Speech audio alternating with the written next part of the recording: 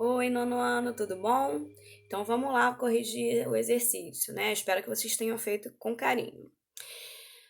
Começando aí, vocês leram um textinho da página 141 e agora a gente vai para a questão 1, tá bom? Então vamos lá. Embora a notícia e reportagem sejam gêneros jornalísticos, diferenciam-se por características próprias. O texto que você leu é uma reportagem. Claro, né? A gente está estudando reportagem. Apresente 3 características específicas desse gênero, reportagem. Não esquecendo que tem aí, junto com o vídeo abaixo, tem sempre a correção escrita, tá bom? Então vamos lá. Não, lembrando também que você não precisa ter a resposta idêntica à minha. Você pode ter feito do seu jeitinho e tá correto. É só você perceber se você disse a mesma coisa que a tia vai dizer, com outras palavras, tá bom? Vamos lá. O texto aborda um tema específico, apresenta detalhamento de informações e utiliza dados estatísticos e argumentos de especialistas. Então vamos lá. Número 2. Sabemos a importância da função social dos gêneros jornalísticos. Tomando como base o texto que a gente leu aqui, eu e vocês sozinhos e eu também. Responda qual é o objetivo dessa reportagem, tá? O principal objetivo do texto é informar o leitor sobre uma situação alarmante. Tudo bem? É informar. Esse aqui é o objetivo dessa reportagem. Número 3. O assunto principal dessa reportagem é a questão ambiental. Qual o tema específico? Tá? Temática específica dessa reportagem. Bom, os riscos que a poluição e a degradação do meio ambiente podem causar e causam à saúde humana. Então, o tema, o assunto tem a ver com essa questão de como que é a relação causa e efeito aí de poluição e degradação do meio ambiente com a saúde do ser humano. Então, do jeito que você botou isso aí e que disse exatamente isso que eu tô falando, tá tudo beleza, tá bom? Vamos lá, número 4. Deixa eu subir aqui, ó. No quarto parágrafo, a reportagem apresenta a opinião de um especialista no assunto. Copie o trecho em que se reproduz essa opinião e explique a importância desse discurso no texto. Então, a tia vai lá no quarto parágrafo e vou ler, tá? Pra gente ficar bem sabidinho. Tem aqui primeiro, segundo, terceiro, quarto parágrafo. Vem em aspas, tá? E até por um acaso tem o número 4 aí, os números estão sendo divididos por parágrafo. Nossas economias matam muita gente em nome do desenvolvimento. Uma de cada 4 ou 5 mortes prematuras são causadas por nós mesmos. É o que se chama massacre ou assassinato, disse o diretor do Programa das Nações Unidas sobre o Meio Ambiente, que no caso é PNUMA, Achim Steiner. Deixa eu ver aqui. Isso aí. Então, esse é o quarto parágrafo. O trecho, no caso, que vocês teriam que retirar seria até assassinato. Nossas economias matam muita gente em nome do desenvolvimento. Uma em cada 4 ou 5 mortes prematuras são causadas por nós mesmos. É o que se chama massacre ou assassinato, tá? Essa citação traz o posicionamento do especialista no tema abordado e isso dá mais credibilidade à reportagem, tá bom? Então vamos lá, número 5.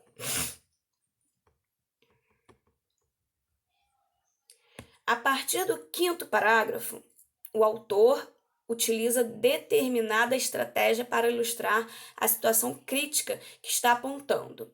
Qual é essa estratégia?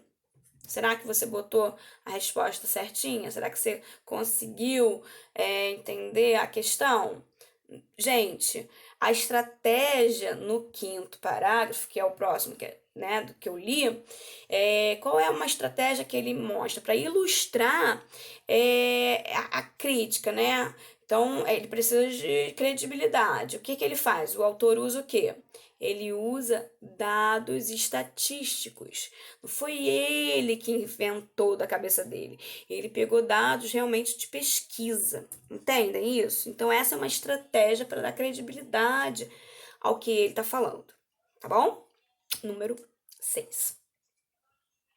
Quanto à linguagem utilizada na reportagem, podemos classificá-la como pessoal ou impessoal?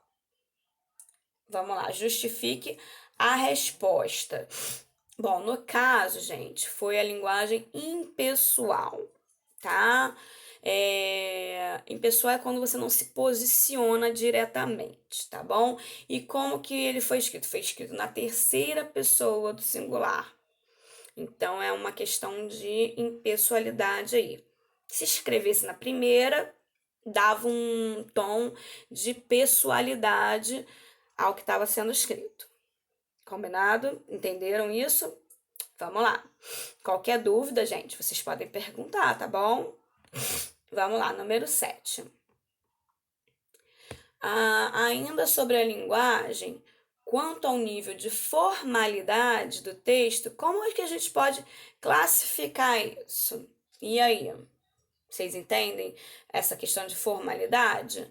Bom, a questão é que esse texto tem uma linguagem formal, porque o texto obedece a norma padrão da língua, tá bom? Não tem nada escrito de forma inadequada, sem uma ortografia correta, tá tudo corretinho. Então, isso chama norma padrão da língua, tá bom?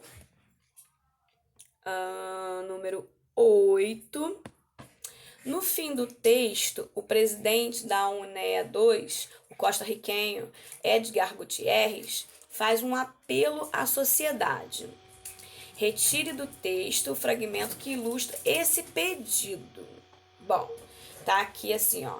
Temos que enviar uma mensagem que chegue ao povo, que alguém na rua leia e diga: estão falando para mim e tenho que mudar. Então, esse é o trechinho que ilustra, né, o apelo que ele faz à sociedade. Tudo bem? Isso vai por escrito, tá, galera? Não se esqueçam. Bom, aí a gente tem aqui desenvolvendo as habilidades. A tia vai ler, é um texto bem curtinho, e eu vou ler então para vocês, tá bom? Sobrepeso e obesidade em alta no Brasil, diz ONU. Relatório aponta crescimento da proporção da população atingida pelos problemas que também afetam mais outros países da América Latina e Caribe. Rio. A obesidade e o sobrepeso vem aumentando no Brasil, assim como em toda a América Latina e Caribe, com impacto maior das mulheres e há uma tendência de crescimento entre as crianças, aponta relatório conjunto da Organização das Nações Unidas para a Alimentação e Agricultura, FAO, e a Organização Pan-Americana de Saúde, OPAS, divulgado recentemente. De acordo com um levantamento intitulado Panorama da Segurança Alimentar e Nutricional da América Latina e Caribe, mais da metade da população brasileira está em sobrepeso. E a obesidade já atinge 20% das pessoas adultas no país, enquanto 58% da população latino-americana e caribenha estão com sobrepeso, num total de 360 milhões de pessoas, e a obesidade afeta 140 milhões, ou 23% da população regional. Indo para a próxima página. Diz assim, segundo o documento elaborado com base em dados da Organização Mundial de Saúde, OMS, o sobrepeso em adultos no Brasil passou de 51,1% em 2010 para 54,1% em 2014. A tendência de aumento também foi registrada na Avaliação Nacional da Obesidade.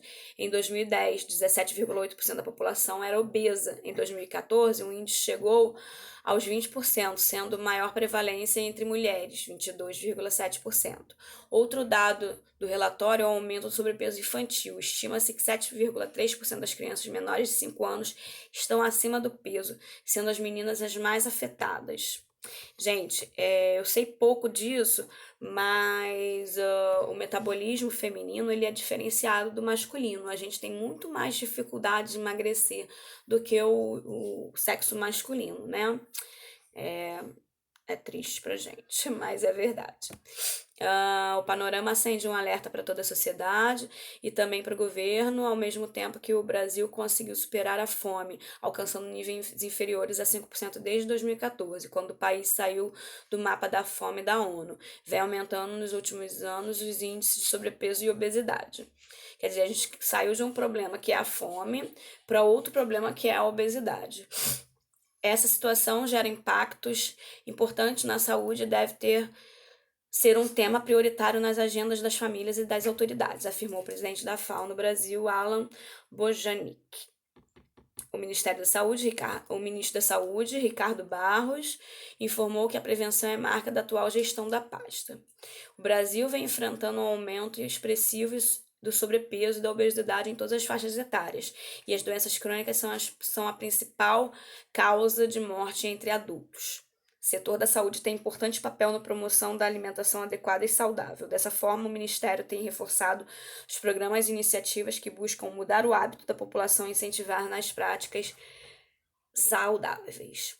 E aí a gente se vê num problema, né, gente? Porque as grandes empresas alimentícias, né, toda essa questão de embalados, né, que não é alimento natural, a gente não vem, porque o certo é a gente se alimentar com produtos, né, com alimentos que vêm direto da natureza, nada de embalados, processados, essas coisas. E essas empresas alimentícias o que que fazem? De produtos alimentícios, porque não são alimentos, são produtos alimentícios.